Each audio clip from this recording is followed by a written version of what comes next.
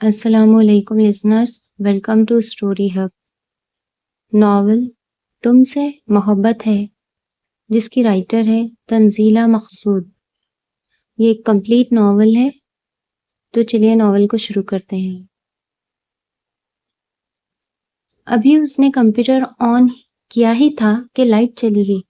اوہ کیا مصیبت ہے، وہ سخت جھنجھلائی تھی۔ اب میں اسائنمنٹ کیسے بناؤں؟ وہ ہلاکو خان تو کسی کو معاف نہیں کرتا، نہ ہی کسی کا لحاظ کرتا ہے۔ وہ بآواز بلند جھنجھلاتی ہوئی اپنے خیالات کا اظہار کر رہی تھی۔ امی، امی جان۔ وہ امی جان کو آوازیں دیتی ہوئی باہر نکلی تھی، جو صحن میں بچھے تخت پر نماز پڑھ رہی تھی۔ جلدی جلدی سلام پھیر کر اسے گھورنے لگی۔ تمہیں کوئی تمیز بھی ہے کہ نہیں؟ آرام سے بولا کرو، کیا بات ہے؟ وہ اسے جھاڑنے لگی۔ آپ بابا سے کہیں کہ یو پی ایس ٹھیک کروائیں یا جنریٹر خریدیں۔ جب دیکھو لائٹ گئی ہوتی ہے۔ وہ سخت جھنجھلائی ہوئی تھی۔ لائٹ گئی ہے، ابھی تھوڑی دیر میں آ جائے گی۔ اس میں اتنا پریشان ہونے کی کیا بات ہے؟ یہ تو روز کا مسئلہ ہے۔ اب وہ اسے رسانیت سے سمجھا رہی تھی۔ روز کا مسئلہ ہے، جبھی تو کہہ رہی ہوں۔ اتنا ڈھیر سارا کام کرنا ہے، یونیورسٹی کا اب کیسے کروں؟ اگر نہ کیا تو اسائنمنٹ کی آخری ڈیٹ بھی نکل جائے گی، اور اس ہلاکو خان نے مجھے چھوڑنا نہیں ہے۔ وہ بڑبڑا رہی تھی۔ کس نے؟ امی سمجھی نہیں تھی۔ ہلاکو خان نے۔ وہ چڑی اور اندر چلی گئی تھی، جبکہ امی مسکرانے لگی تھی۔ آج پھر دیر ہو گئی تھی اسے۔ رات کو لائٹ آنے کا انتظار کرتے کرتے نیند نے آن گھیرا تو وہ صبح کی خبر لائی۔ نماز بھی قضا ہو گئی تھی۔ وہ فوراً اٹھی، منہ پر 2 چھپاکے مارے اور جلدی سے چینج کیا، بالوں کو کیچڑ میں جکڑا، فائل اٹھائی اور باہر بھاگی تھی۔ ابھی یونیورسٹی جا کر اسے ساری اسائنمنٹ بنانا تھی۔ امی جان میں جا رہی ہوں، وہ تیز تیز بولتے ہوئے گیٹ کراس کر گئی تھی، جبکہ امی ارے ارے کرتی رہ گئی۔ آج وہ ناشتے کیے بغیر ہی چلی گئی تھی۔ پہلے تو وہ پوائنٹ سے جاتی تھی، آج پوائنٹ نکل گیا تھا تو وہ رکشہ تلاش کرنے لگی۔ مین روڈ پر جاتے ہی ایک رکشے کو ہاتھ دے کر روکا اور اس میں سوار ہو گئی۔ رکشے والا حیران پریشان۔ باجی جی کدھر جانا ہے؟ یونیورسٹی چلو۔ باجی جی مجھے ادھر نہیں جانا۔ پہلے نہیں جانا تھا، اب تو جانا ہے نا، جلدی چلو۔ پر کیوں؟ کیونکہ مجھے ادھر جانا ہے، لہٰذا جلدی چلو، میں پہلے ہی بہت لیٹ ہوں۔ وہ رکشہ والے پر دھونس جماتے ہوئے کہہ رہی تھی، ساتھ ساتھ پرس کی تلاشی بھی جاری تھی۔ اللہ کرے اب پیسے ہوں میرے پرس میں اور ہلاکو خان کا پیریڈ شروع ہونے سے پہلے ہی پہنچ جاؤں، یا اللہ مدد کر۔ وہ حواس باختہ ہوئی جا رہی تھی۔ شکر ہے والیٹ میں پیسے ہیں۔ اس نے سکون کا سانس لیا۔ بھائی ذرا تیز چلاؤ، مجھے دیر ہو رہی ہے۔ وہ بار بار اپنی گھڑی دیکھتے ہوئے دہائی دے رہی تھی۔ رکشے والا پہلے ہی اوور سپیڈ پر تھا، اب وہ چڑ گیا۔ باجی ہم رکشہ اڑا تو نہیں سکتا نا؟ تو وہ اسے گھورتے ہوئے باہر دیکھنے لگی۔ پارکنگ ایریا میں اترتے ہی اس نے کرایہ پوچھا تھا، 230 روپے۔ کیا؟ وہ والیٹ کھولتے کھولتے رہ گئی۔ بھائی میں پرستان سے نہیں آ رہی، یہ 20 منٹ کا راستہ ہے جس کے تم 230 روپے مانگ رہے ہو، وہ لڑاکا انداز میں بولی تھی۔ باجی 20 منٹ کا سفر آپ نے مجھ سے 5 منٹ میں طے کروایا ہے، اب میں پیسے بھی اتنے ہی لوں گا۔ رکشہ والا نے ضدی انداز اپنائے تھے۔ یہ پکڑو 30 روپے اور رستہ ناپو۔ اس نے 10 کے 3 نوٹ اس کو پکڑائے اور چلنے لگی تھی۔ نہیں باجی میں آپ کو جانے نہیں دوں گا۔ رکشہ والے نے اپنا رکشہ اس کے آگے کھڑا کر دیا۔ ارے میں نہیں دینے والی 230 روپے، بس 30 کافی ہے، مجھے ویسے بھی دیر ہو رہی ہے۔ باجی آپ کو دیر ہوتی ہے تو ہو جائے، لیکن پیسے پورے دیں۔ دماغ ٹھیک ہے تمہارا؟ ایویں 200 روپے دے دوں؟ 2 گز کا فاصلہ 230 میں طے کروا رہے ہو مجھے؟ تو پیدل آ جاتی۔ ایویں میرا ٹائم ضائع کروایا۔ رکشہ والے کی بھویں تن گئی تھی۔ ابھی اس نے کچھ کہنے کے لیے منہ کھولا ہی تھا کہ کسی نے پیچھے سے 100 کے 2 نوٹ پکڑوائے تھے۔ رکشے والے نے نوٹ جھپٹے اور ہوا ہو گیا۔ وہ ہکا بکا پیچھے مڑی تو دھک سے رہ گئی۔ ہلاکو خان اسے گھور رہا تھا، پھر ایک غصیلی نظر اس پر چھالتے ہوئے گیٹ کراس کر گیا، جبکہ وہ شرم سے پانی پانی ہو گئی تھی، لیکن صرف چند لمحوں کے لیے۔ دوسرے ہی لمحے وہ رکشہ والے کو گالیوں سے نواز رہی تھی۔ آج ہلاکو خان لیٹ کیسے ہو گیا؟ کلاس روم کے باہر کھڑے اب وہ حیرانیوں کے سمندر میں غوطے کھا رہی تھی۔ خیر آج تو وہ خود لیٹ ہے، مجھے کیا کلاس سے باہر نکالیں گے؟ وہ سوچتے ہوئے کلاس میں داخل ہوئی تھی۔ ہلاکو خان نے آتے ہی روسٹم پر اپنی لیکچر بک رکھی تھی اور لیکچر سٹارٹ کر دیا۔ وہ آج پنک لائننگ والی شرٹ میں ملبوس تھا۔ ساری کلاس پر نظریں دوڑاتے ہوئے اس کی نظر سوہن پر رک گئی تھی۔ بغور اس کا پورا جائزہ لیا تھا، جو مزے سے سر کرسی کی بیک پر رکھے لیکچر سن رہی تھی۔ اس کے انداز پر چونک کر اسے دیکھنے لگی۔ مجھے تم سے محبت ہے دیوانگی کی حد تک، دیوانہ مجھے بناؤ نا دیوانگی کی حد تک۔ نہ جانے آج یہ گانا کیوں اس کی زبان پر تھا۔ وہ سر جھٹک جھٹک کر لیکچر پر توجہ دینے لگی تھی۔ آج صبح کا آغاز ہی برا ہوا تھا۔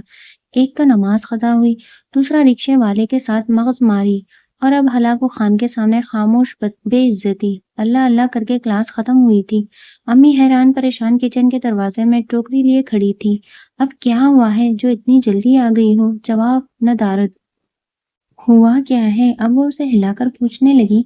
پوچھیں اس ہلاکو خان سے جو ہر وقت میری چوکیداری پر مامور ہے۔ اور پھر سارا واقعہ کہہ سنایا تھا۔ جواباً امی کے چہرے پر بھی مسکراہٹ دوڑ گئی تھی۔ یہ نہیں تھا کہ تمیز اس کے دائرہ اختیار سے باہر تھی، صرف یہ بات تھی کہ وہ لاپرواہ تھی، اور پھر اکلوتی بیٹی اور اکلوتی بہن ہونے کی وجہ سے کافی لاڈلی تھی۔ جبھی تو اس کی ایسی حرکتوں پر کوئی گرفت نہیں کرتا تھا سوائے ہلاکو خان کے۔ دادی ہمیشہ کہتی، سعیدہ بچی ہے، لیکن سعیدہ کو اس کی یہ حرکتیں ناگوار گزرتی تھیں، لیکن وہ بھائی صاحب کے سامنے بھی اسے کچھ نہ کہہ سکتی تھی۔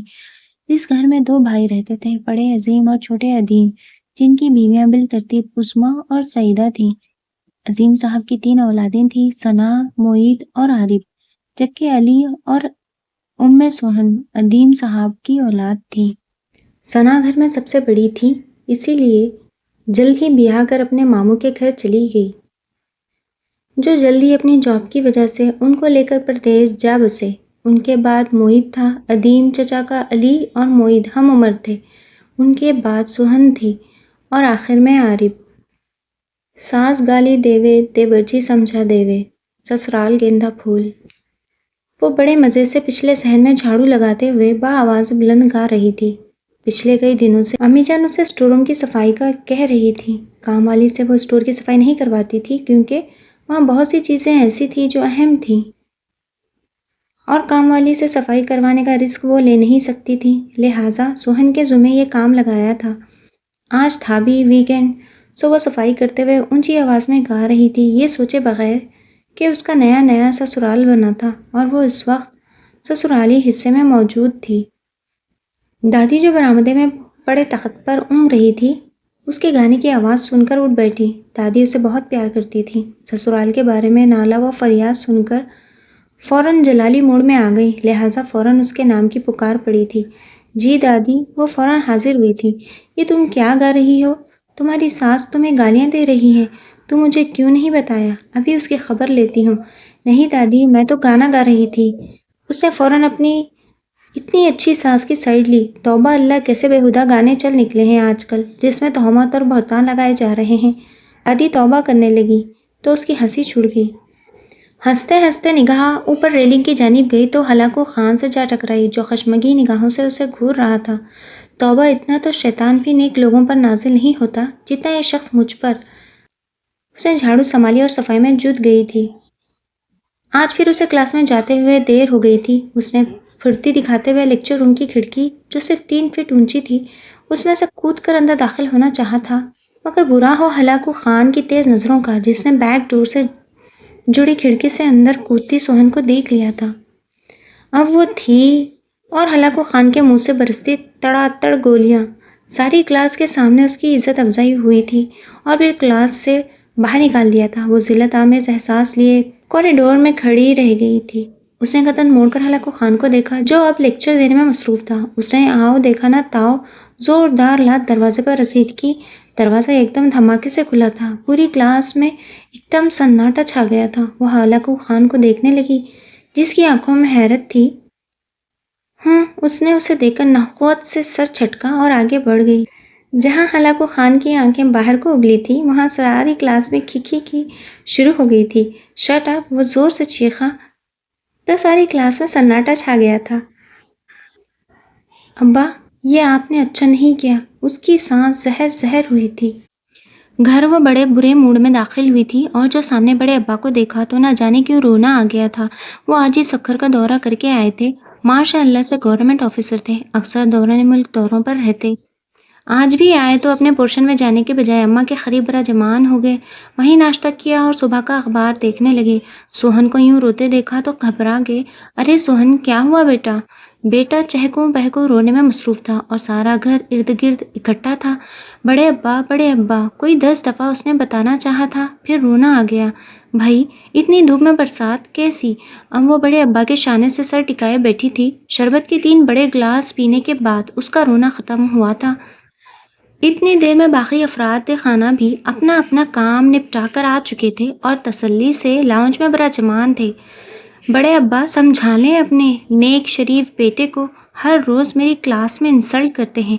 हर रोज़ मैं बर्दाश्त करती हूँ कि कोई बात नहीं, घर का ही बंदा है। आज भी बस 5 मिनट लेट हो गई तो उन्होंने सबके सामने मेरी इंसल्ट की। बड़े अब्बा, अब आप ही बताइए। सुबह मुंह अंधेरे उठो, नमाज पढ़ो, नाश्ते के नाम पर हवा फांक के चल पड़ो, तालीम हासिल करने और आगे से ट्रैफिक की वजह से क्लास में 2 मिनट लेट इंटर हो जाओ तो ऐसी इंसल्ट जिसमें पूरा खानदान लपेट में आ जाए। बड़े अब्बा, ये खुली ज्यादती है। और वो फिर रोना शुरू कर चुकी थी। हाथ में बॉयल एग भी था जिस पर वो रोने के वक्फे के दौरान मुंह मार लेती थी। फुल साइज मग में चाय भी नौश फरमाई जा रही थी। अभी वो अपनी रो दाद सुना रही थी कि लाउंज का दरवाजा जोरदार आवाज से खुला और कोई अंदर दाखिल हुआ था। सब उसकी तरफ मुतवज्जा हुए थे। आने वाला हलाकू खान था। उसकी तोती तो मुंह के अंदर चली गई और हाथ पैर अलग ठंडे पड़ने लगे। बड़े अब्बा, मैं कमरे में जा रही हूँ। अब वो भागने के चक्करों में थी। नहीं सुनो, तुम यहाँ बैठो, मैं पूछता हूँ उससे। तुम्हारे सामने? क्यों मियाँ, क्या इरादा है? उनका रुख अब मोहित की जानिब था। वो खड़ा सोहन को खशमगी निगाहों से घूर रहा था। अब्बा, उससे पूछिए कि ये आज क्लास में कैसे आई है? सिर्फ 2 मिनट लेट आई है। जवाब भी अब्बा ने ही दिया था। 2 के साथ एक सिफर का इजाफा भी कर लें और ये दरवाजे से नहीं बल्कि कमरे की खिड़की से कूद के आई है। बड़े अब्बा ने आपके हैरत से उसे देखा तो वो नजरें चुरा गई। एकदम उसने बात पलटी। बड़े अब्बा, उन्होंने मेरी बहुत इंसल्ट की। उसने बड़े अब्बा को याद दिलाया तो बड़े अब्बा फिर बेटे की जानिब मुड़ गए। हाँ भाई, तुम्हें किसने ये हक दिया है कि तुमने पूरी क्लास के सामने मेरी बेटी की इंसल्ट की थी? उन्होंने मुस्कुराहट छुपाकर लहजे में मसनूई नाराज़ी पैदा की थी। अब्बा, इससे पूछें उसने आते हुए क्या हरकत की है। अब वो दूसरा कसूर गिनवा रहा था। क्या क्या? अम्मी ने पूछा। साथ ही धमका उसकी कमर पर जड़ दिया था जिसे वो बर्दाश्त कर गई कि ताई अम्मी ने उसे अपने साथ लगा लिया था।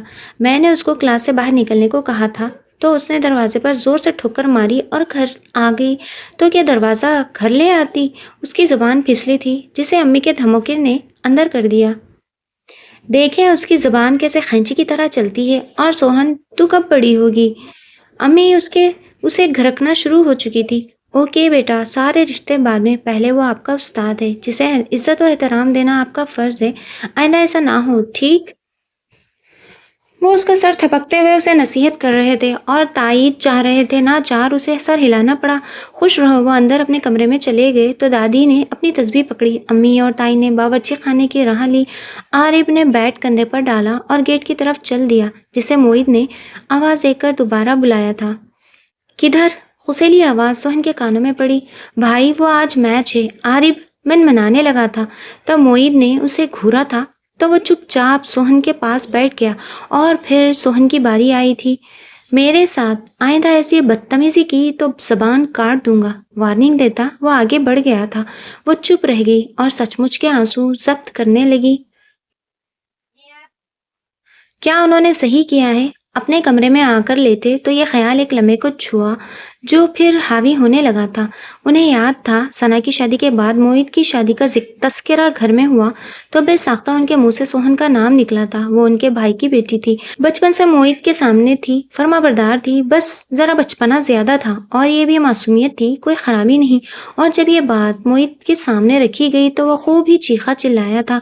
तब उन्होंने उसे समझाया, मोहित, वो इस घर की बेटी है, उसका तुम्हारी बीवी बनना तुम्हारे लिए ज्यादा फायदेमंद होगा।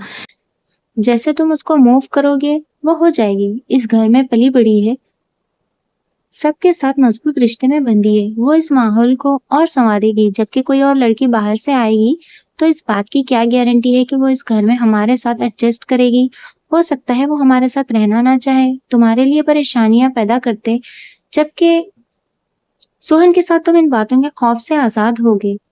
ان کی باتیں سن کر وہ خاموش ہو گیا تھا، اور پھر اس وجہ سے ان کا نکاح کر دیا گیا تھا، حالانکہ وہ ابھی منگنی کے حق میں بھی نہیں تھا، لیکن امی اس کی زبردست حامی نکلی اور نکاح ہوتے ہی وہ پی ایچ ڈی کے لیے ٹیکساس چلا گیا تھا۔ 3 سال کے بعد آیا، تب بھی سوہن ویسی ہی تھی، مضبوط رشتے میں بندھ جانے کے باوجود بہتری کے آثار نظر نہ آتے تھے۔ صاحب بہادر ہر وقت انگارے چباتے رہتے اور بہو بیگم کی اٹکھلیاں ہی ختم نہیں ہوتی تھی۔ انہوں نے سر جھٹکا اور بستر پر دراز ہو گئے کہ اللہ مالک ہے۔ اسے نہیں یاد تھا کہ اس کے سب سے پیارے بڑے ابا کا بڑا بیٹا اتنا غصیلا اور نک چھڑا ہوگا۔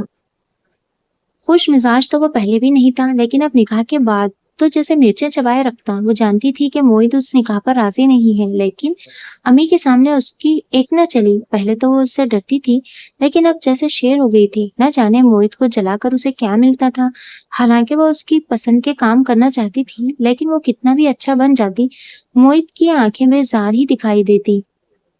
ابھی چند دن پہلے کی بات ہے، بڑی امی نے اسے موہت کے کمرے کی بیڈ شیٹ چینج کرنے کو کہا تھا۔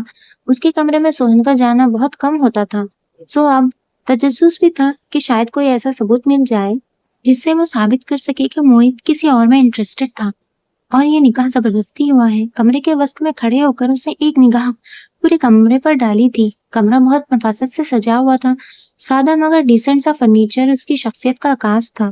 کمرے میں موجود منقش الماری میں اس کی ٹرافیز، میڈلز اور سرٹیفکیٹ سجے ہوئے تھے۔ بلا شبہ وہ ایک ذہین شخص تھا، پتہ نہیں اس نے کب کس موقع پر یہ پرائز لیے تھے۔ وہ دیکھنے کے لیے الماری کھول کر کھڑی ہو گئی۔ اوہو، اس پر تو بہت ڈسٹ ہے۔ اس نے ایک ٹرافی پکڑی اور اپنا دوپٹہ گیلا کر کے اس پر پھیرا، بلکہ پھر ساری ٹرافیز اور میڈلز پر پھیرا تھا۔ اچھی خاصی تفصیلی صفائی کی تھی۔ آخر میں بیڈ شیٹ بدلی، کمفرٹر صحیح سے رکھا اور چلی آئی۔ پھر دوسرے دن پورے گھر میں مسٹر موہت عظیم سوہن کو ڈھونڈتے پھر رہے تھے، جبکہ وہ پانی والی ٹنکی میں کود کر خودکشی کے منصوبے بنا رہی تھی۔ ہوا یوں تھا، سارے میڈلز اور ٹرافیز برونز کے بنے ہوئے تھے اور پانی لگنے سے ان پر زنگ چڑھ گیا تھا۔ اب وہ ایسے لگ رہے تھے جیسے کباڑے کی دکان سے خرید کر رکھے ہوں۔ تم نیچرل سائنس میں ماسٹرز کر رہی ہو، تمہیں نہیں پتا کہ برونز پر جب پانی لگے تو کتنی جلدی رسٹ لگتا ہے؟ جواباً وہ خاموش رہی۔ بولتی تو اس نے زبان کاٹ دینی تھی۔ اس نے پہلی بار موہت کی آنکھوں کو بھیگتے دیکھا تھا۔ اسے سچ مچ ندامت ہوئی تھی، اور پھر اس نے اسے بہت بار سوری کیا تھا، جبکہ وہ اسے بنا جواب دیے پلٹ گیا تھا۔ کمرے والے واقعے کے بعد تو سوہن نے توبہ کر لی تھی کہ ہلاکو خان کے کمرے کے لیے بڑی امی کو اپنی سروس مہیا نہیں کرے گی، مگر ہونی کو کون ٹال سکتا ہے۔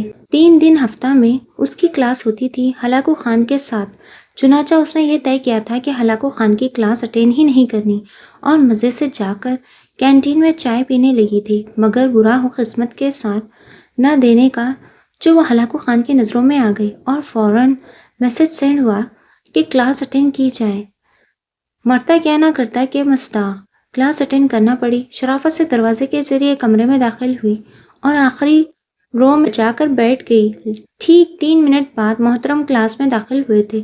اپنی فائل روسٹرم پہ رکھی اور لیکچر شروع کیا تھا۔ 4 منٹ تو اس نے برداشت کیا اور پھر ادھر ادھر دیکھا۔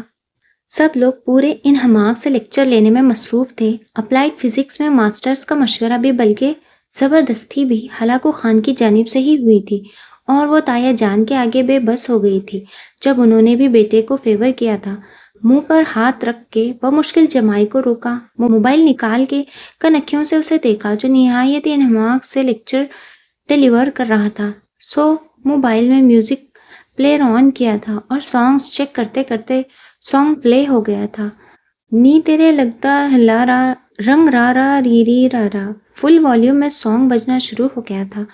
سب کی گردنیں بے ساختہ اس کی طرف مڑی تھی، اور وہ ایسی بدحواس ہوئی کہ موبائل نیچے رکھ کر اس پر پاؤں جما کر کھڑی ہو گئی۔ وہ ایک دم خاموش ہوا تھا، چہرے پر سرخی جھلکنے لگی تھی، اور دانت پر دانت جمائے نہایت ضبط سے اسے دیکھا تو جس کا رنگ اڑ گیا تھا۔ بس اب میں گئی۔ وہ آنکھیں میچ کے کھڑی ہو گئی تھی، تبھی وہ قریب آیا، اس کا پاؤں ہٹا کے موبائل اٹھایا اور آف کر کے جیب میں ڈال لیا تھا۔ رستم سے چیزیں اٹھاتے ہوئے ایک نظر سوہن پر ڈالی اور باہر نکل گیا۔ سوہن، تمہارے ساتھ مسئلہ کیا ہے؟ جب بھی سر کی کلاس ہوتی ہے تمہاری کوئی نہ کوئی بونگی حرکت لیکچر کا ٹیمپو توڑ دیتی ہے۔ کلاس کا سب سے ہونہار اسٹوڈنٹ احمد غصے سے اسے کہہ رہا تھا۔ باقی سب بھی اسے ملامت بھری نظروں سے دیکھ رہے تھے۔ وہ انہیں بتانا چاہتی تھی کہ اس نے یہ سب کچھ جان بوجھ کر نہیں کیا، بس ہو گیا، لیکن وہ چپ چاپ سر جھکائے کلاس سے باہر نکل گئی۔ ہر بار وہ اس کے آزار کا باعث بن جاتی تھی۔ اس کا دل بہت بوجھل ہو رہا تھا۔ چلو جی، چھٹی ہوئی پڑھائی سے۔ وہ بے تحاشا خوش تھی۔ آخری سیمسٹر بھی اپنے اختتام کو پہنچا۔ اب وہ تھی اور موج مستیاں، بس رزلٹ کا انتظار تھا اور پھر ایک بہترین جاب اس کی منتظر تھی۔ یہ اس کا ذاتی خیال تھا جس سے کوئی بھی متفق نہیں تھا۔ امی تو سیدھے سبھاؤ شادی کا کہہ رہی تھی، لیکن وہ سنتے ہی بدک اٹھی۔ جو بندہ مجھے کلاس میں 5 منٹ برداشت نہیں کر سکتا، وہ ساری زندگی کیسے کرے گا؟ نو نیور۔ اس نے کھانا پینا چھوڑ دیا تھا اس بات پر کہ کہیں شادی کی تاریخ طے ہو نہ جائے۔ بڑے ابا کی مدد پھر کام آئی تھی کہ جب وہ چاہے گی تبھی رخصتی ہوگی، لہٰذا اب علی کی شادی ہو رہی تھی۔ علی کی بات اپنے ماموں کے گھر طے تھی، بس اب وہ تھی اور شاپنگ۔ 2 سوٹ بڑی امی نے بنا کر دیے تھے۔ وہ 2 ہی امی نے علی نے الگ پیسے دیے تھے اور بڑے ابا نے الگ، مگر جہاں سے پیسے آنے چاہیے تھے بس وہاں سے نہیں آئے۔ لیکن پرواہ کسے تھی؟ وہ کون سا ہلاکو خان کے عشق میں گوڈے گوڈے ڈوبی ہوئی تھی۔ دلہن کے گھر مہندی لے جانے کی تیاریاں کی جا رہی تھی۔ وہ کام میں بری طرح مصروف تھی۔ مہندی کی سجاوٹ اس نے عارف اور ثنا آپا کے ساتھ مل کر کی تھی۔ سب لوگ تیار ہو گئے تھے، بس وہ ہی رہ گئی تھی۔ مہندی کے لیے اس نے شرارہ بنوایا تھا، ساتھ میں پراندہ۔ اب بھلا فرمزی کٹ پر پراندہ کیسے ٹکتا؟ کوئی 150 پن لگانے کے بعد بھی نہ ٹکا۔ عارف اسے بلانے آیا تھا۔ چلو نا آپی، چاچا ناراض ہو رہے ہیں، سب لوگ جا چکے ہیں، بس تمہارے ہی نخرے ختم نہیں ہو رہے۔ وہ تھا تو اس کا دیور، لیکن بات کا پورا تھا۔ عارف، یہ پراندہ ٹھیک سے نہیں ٹک رہا۔ اچھا لاؤ میں تمہاری ہیلپ کروں۔ لیکن تم کیا کرو گے؟ اپنے بالوں میں لگاؤں گا، وہ جل کر بولا۔ کچھ نہ کچھ تو کروں گا نا۔ اچھا ٹھہرو، میں ابھی آیا، کہتے ہوئے باہر گیا۔ تھوڑی دیر بعد آیا تو پراندہ اس کے ہاتھ سے لے لیا تھا۔ آپی، تم پراندہ گوند دو، لگا میں دوں گا۔ اب جیسی سوہن ویسا عارف۔ سوہن نے پراندہ گوند کے اسے تھمایا اور اس نے کیسے سیٹ کیا کہ وہ بالکل بھی نہیں ہل رہا تھا۔ تھینک یو عارف، وہ خوش ہو گئی تھی۔ آئینے میں خود کا تفصیلی جائزہ لیا اور مسکراتے ہوئے باہر آئی۔ موہت کے ساتھ بیٹھتے ہوئے ایک لمحے کو محسوس بھی نہ ہوا تھا کہ وہ اس کا شوہر ہے۔ جیسے ہی وہ لوگ پہنچے، مہندی کے ساتھ آئی ہوئی بھنگڑا ٹیم ڈھول کی تھاپ پر شروع ہو گئی تھی۔ سب لڑکے بھنگڑا ڈال رہے تھے۔ دولہا کی ایک لوتی بہن ہونے کا احساس ہی بہت خوش کن تھا۔ سب سے آگے بڑا تھال پکڑے وہ مگن انداز میں آگے بڑھ رہی تھی کہ ٹھٹک گئی۔ ہلاکو خان اور لڑکی کے ساتھ ہنستا ہوا پایا جائے ناممکن تھا، لیکن یہ ہو چکا تھا۔ نہ جانے وہ کون تھی، موہت کے ساتھ اس کا کیا رشتہ تھا؟ وہ نظر انداز کر گئی اور آگے مہندی کے ہجوم میں شامل ہو گئی۔ پھر پوری مہندی میں وہ اور لڑکی آپس میں باتوں میں مصروف رہے تھے۔ وہ ٹھٹکی تو اس وقت بھی تھی جب علی کی ساس نے اس کو موہت کے ساتھ مہندی لگانے کے لیے اسٹیج پر بلوایا تھا، مگر وہ نہ آیا کہ اسے یہ سب پسند نہ تھا۔ سوہن کو زندگی میں اس کی ہر بات بری لگی تھی، مگر نہ جانے کیوں آج رنگ پھیکا پڑ گیا۔ مہندی لگانے کے بعد لڑکیوں نے لڈی ڈالی تھی۔ واپسی میں وہ موہت کی گاڑی میں ہی بیٹھی تھی۔ دل ہنوز اداس تھا۔ بارات اور ولیمہ کے دن بھی وہ لڑکی اور اس کا بھائی دونوں موہت کے ساتھ چپکے رہے تھے۔ نہ جانے کیسا بھائی ہے۔ بہن صاحبہ غیر مرد پر عاشق ہیں اور بھائی کو پرواہ ہی نہیں۔ ولیمے والے دن وہ اسٹیج پر جا رہی تھی جب اس لڑکی کے بھائی نے اسے بلایا تھا۔ ایکسکیوز می، وہ حیرانی چھپاتے اسے دیکھ رہی تھی۔ آپ سوہن ہے نا؟ نہیں، وہ اطمینان سے بولی تھی۔ وہ جو اسے شرارتی نظروں سے دیکھ رہا تھا حیران ہوا۔ مگر میری معلومات کے مطابق تو آپ سوہن ہیں۔ جی نہیں، آپ کی معلومات ادھوری ہیں۔ میں سوہن معید ہوں۔ اس نے فخریہ کہا تو مخاطب کا قہقہ چھوٹ گیا۔ جی میں جانتا ہوں آپ کے بارے میں، اور آپ سے متعلق جتنی معلومات میرے پاس تھیں سب کی سب درست ثابت ہوئی ہیں۔ وہ ہنستے ہوئے کہہ رہا تھا۔ آپ کو میرے بارے میں پتہ ہے، لیکن میرے میاں کے بارے میں نہیں۔ میں ان کی بیوی ہوں جن کے ساتھ آپ کی بہن کھڑی ہے۔ جی وہ حیران ہوا۔ جی آپ، وہ چل دی۔ اسے اپنے پیچھے قیقوں کی آواز بخوبی سنائی دی تھی۔ پھر اس نے کئی بار اس لڑکے کو موہت کے پاس دیکھا اور موہت کو بھی، جو اسے سنجیدہ نگاہوں سے دیکھ رہا تھا۔ یا اللہ، اب میں نے کیا کیا؟ یہ نظریں میرا پیچھا کیوں نہیں چھوڑتی؟ فنکشن اختتام کو پہنچا تو لوگ اپنے گھروں کو سدھارے اور دلہا دلہن سیر کو، اور وہ جو کسی ریسرچ انسٹیٹیوٹ کو جوائن کرنا چاہ رہی تھی، ابو امی کے مذاکرات سن کر دنگ رہ گئی تھی۔ ہلاکو خان نے فوراً سے پیشتر رخصتی کا شوشہ چھوڑا تھا۔ وہ بڑے مزے سے پوریوں کے لیے میدہ گوندھ رہی تھی۔ بڑے ابا ملتان سے آج ہی آئے تھے، سب لوگ ناشتہ ادھر ہی کریں گے، بڑی امی نے کہا تھا، لہٰذا وہ ان کی مدد کے خیال سے کچن میں موجود تھی۔ عارف کو اپنے ساتھ میوے کاٹنے پر لگایا تھا، مگر امی ابو کے ذریعے خیالات سننے کے بعد غصے کی شدید لہر اس کے اندر اٹھی تو اس نے میدے سے سنے ہاتھ دھونے کے بجائے سیدھا موہت کے کمرے کا رخ کیا تھا۔ دھاڑ کی آواز سے دروازہ کھلا تھا۔ وہ جو کھڑا آئینے میں بال بنا رہا تھا، اس کا عکس دیکھ کر مسکراتے ہوئے پلٹا تھا۔ وجہ وہ خود نہیں، اس کا حلیہ تھا۔ میدے سے سنے ہوئے ہاتھ کچھ چہرے اور بالوں پر بھی لگا ہوا تھا۔ کندھے پر دسترخوان موجود تھا اور دوپٹہ کمر سے باندھ رکھا تھا، اور وہ بیچ دروازے کے کھڑی دونوں ہاتھ کمر پر رکھے غضبناک انداز میں اسے گھور رہی تھی۔ کیا بات ہے؟ اس نے سوہن کے غصیلے انداز کو اگنور کیا تھا۔ بات یہ ہے کہ آپ کی ہمت کیسے ہوئی رخصتی کا شوشہ چھوڑنے کی؟ وہ 2 قدم آگے آئی اور ہاتھ نچاتے ہوئے بولی تھی۔ موہت نے ایک نظر اسے دیکھا اور مسکراہٹ چھپاتے ہوئے بولا، کبھی تو رخصتی ہونا تھی نا، تو اب کیوں نہیں؟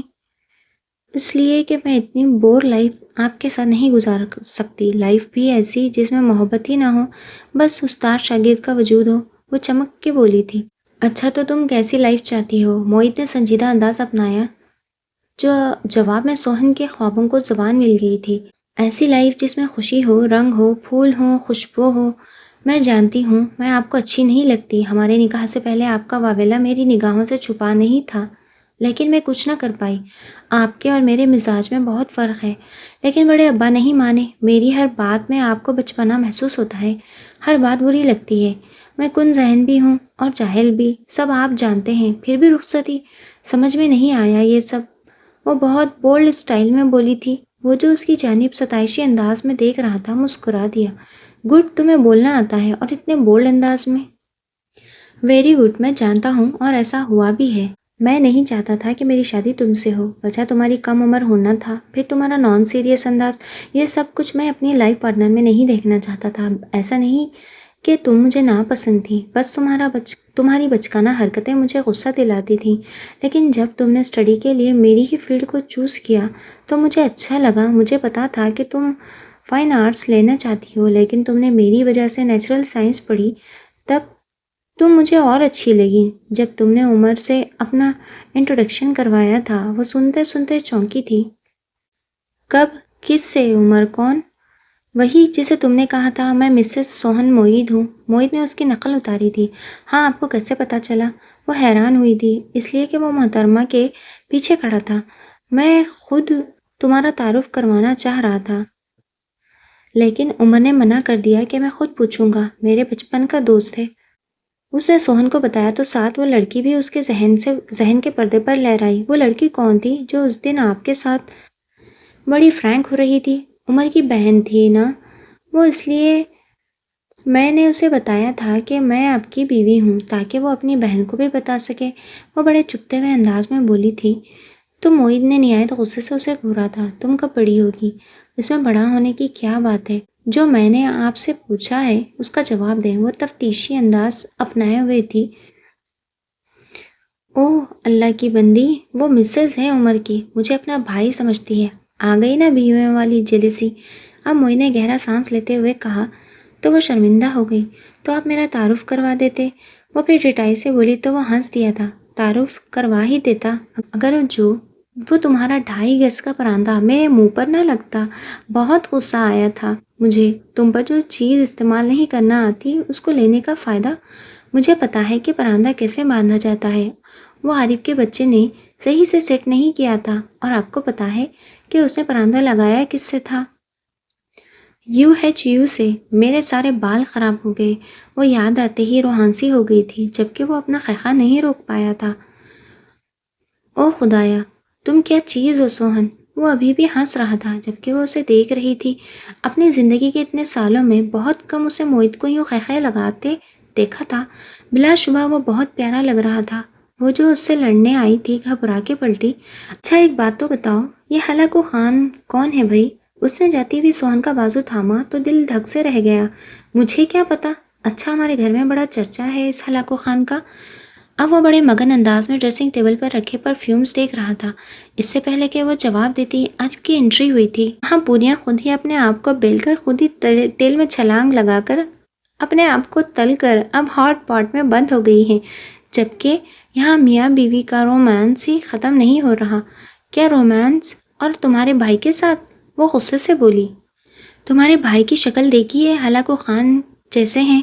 اچھا تم مجھے ہلاکو خان کہتی ہو؟ موہت نے ٹیبل پر پرفیوم پٹکا تھا۔ عارف تو اس کے رنگ دیکھ کر ہی بھاگ گیا تھا جبکہ سوہن خوابوں میں آ گئی۔ میری شکل ہلاکو خان جیسی ہے تو اپنی دیکھو۔ وہ اس کا ہاتھ پکڑ کر آئینے کے سامنے لے آیا۔ حلیہ حسب حال تھا۔ پتا ہے کیا لگ رہی ہو؟ وہ مسکرایا تھا اور اس کی آنکھوں میں جھانکا۔ کیا؟ وہ مسمرائز ہوئی تو اس کے کندھوں پر بازو پھیلا کر وہ بولا تھا، بل بتوڑی۔ کیا؟ وہ چیخی تو موہت نے اپنے کانوں پر ہاتھ رکھ لیا۔ چلو ایک تصویر ہو جائے، یادگار کے طور پر خوب گزرے گی۔ جو مل بیٹھیں گے ہلاکو خان اور مس بل بتوڑی۔ وہ اس کی ننھی سی ناک دبا کر جیب میں سے موبائل نکالتے ہوئے بولا اور پھر دونوں کی مشترکہ تصویر کھینچ لی۔ وہ آنکھوں میں پانی لیے ہنس دی تھی کیونکہ اس نے موہت کی آنکھوں میں اپنا عکس جو دیکھ لیا تھا۔ ختم شد۔